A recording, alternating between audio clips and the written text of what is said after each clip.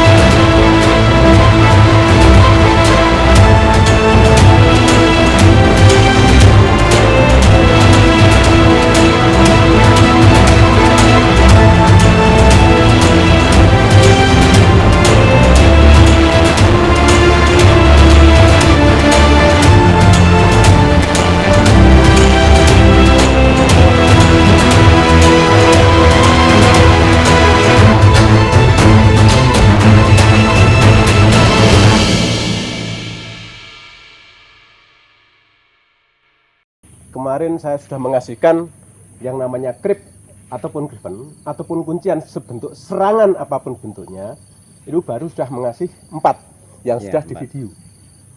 Maka hari ini, sore ini akan menambahkan krip-krip yang akan kamu pelajari semuanya. Contoh pukulan, cekikan, ataupun jambaan. Mungkin Anda harus bisa menguasai apapun bentuknya, itu adalah sebuah kunci. Kunci apapun bentuknya bela diri menggunakan krip-krip yang seperti itu. Kira-kira siap?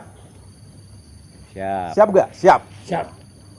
Yang kemarin 4, sekarang kelanjutan yang kelima. Coba Anda memegang saya baik leher maupun kepala ataupun rambut, silahkan.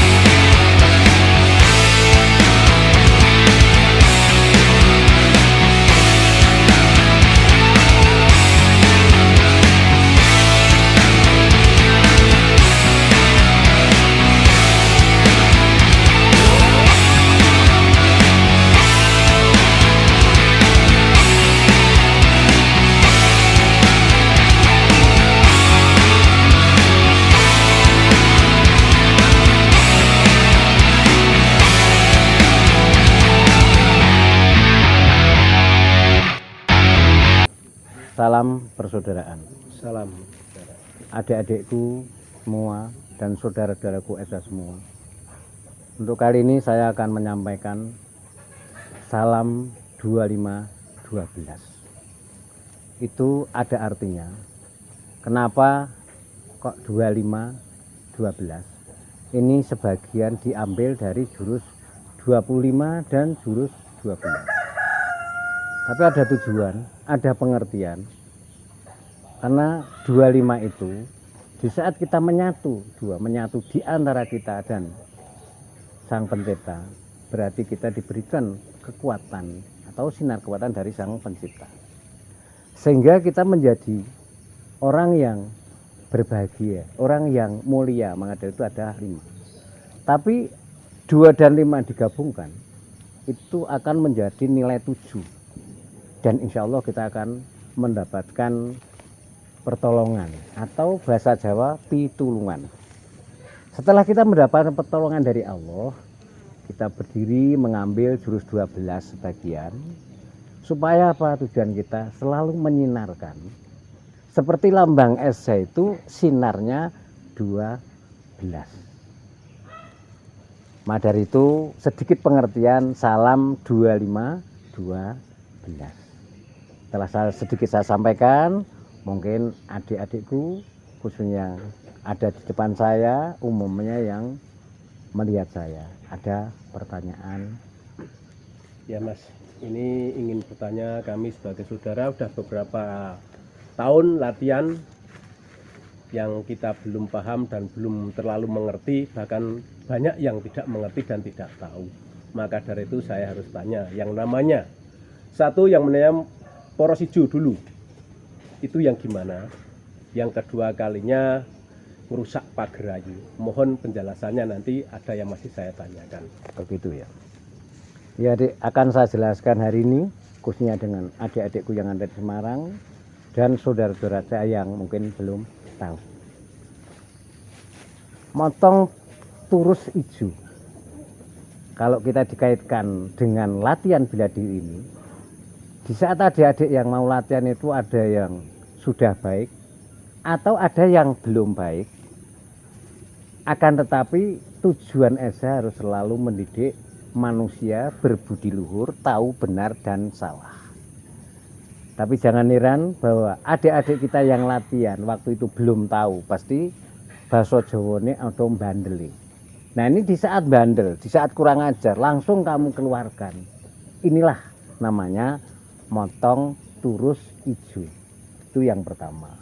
Terus yang kedua, bisa jadi setelah kamu mengesahkan atau menerima saudara yang kamu latih, justru adikmu juga motong kamu.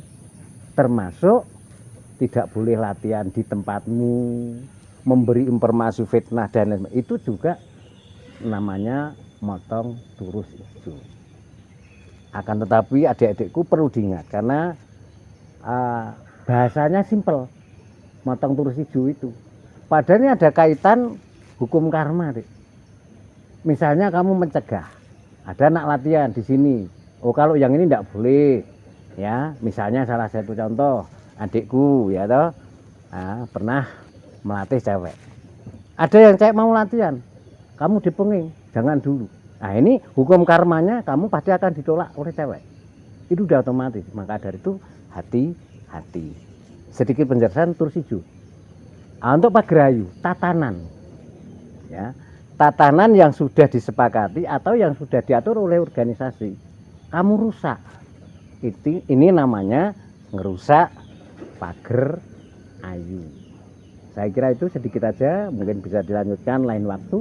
Mungkin Terima ada yang kasih lain. Mas atas itu penjelasan dan pengertian. Semoga semua organisasi Esa terutama itu banyak yang mengetahui dan banyak mengamalkan. Ya, kelanjutan yang ingin saya tanyakan masalah tentang pengesahan itu harus pakai mori dilipat dan di dalamnya dikasih uang logam yang jumlahnya yang besar itu ada 12 plus yang satu kecil itu gimana?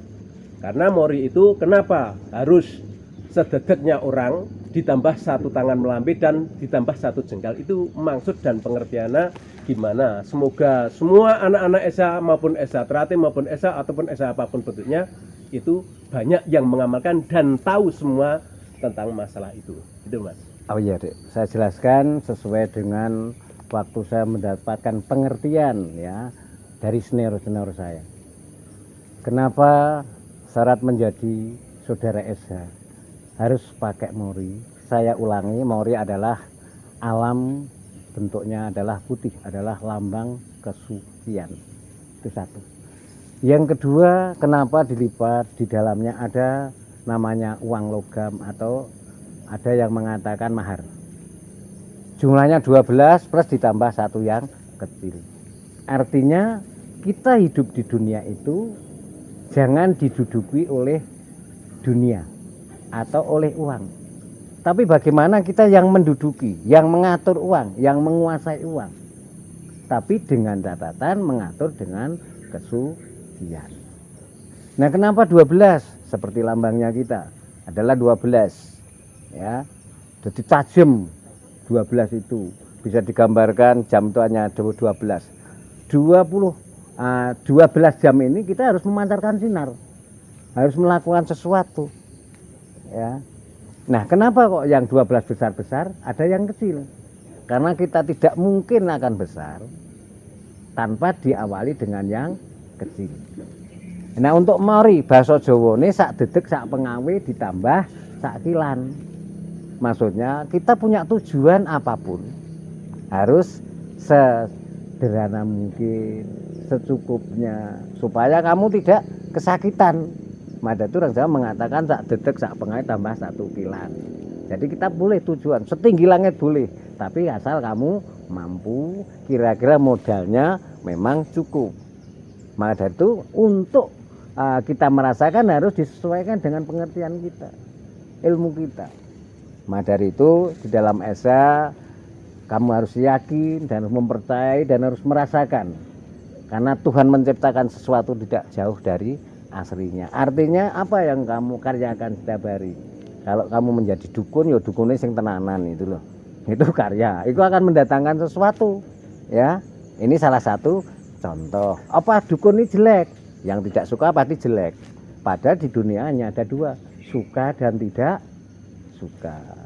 Sementara itu Dik yang saya jelaskan, bisa setiap ketemu bisa ditanyakan yang mungkin belum paham dan yang belum mengerti.